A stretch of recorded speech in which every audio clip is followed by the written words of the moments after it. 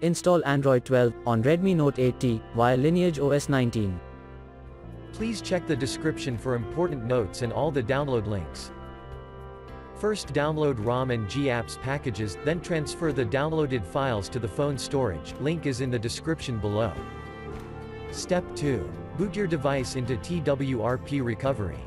Once in TWRP, click on Wipe, Advanced Wipe, and select the check boxes, as shown in the image, excluding internal storage. Step 4. Swipe the button to wipe the device. Step 5.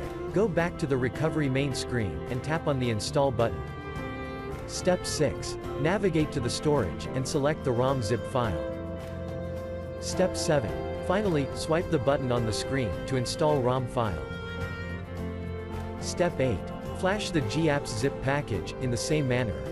Step 9. After GApps flashing completes, select Wipe Cache and Dalvik from bottom left side of screen, and swipe to wipe. Step 10. When the flashing process is complete, hit Reboot System. That's it, you have successfully installed the ROM on your device.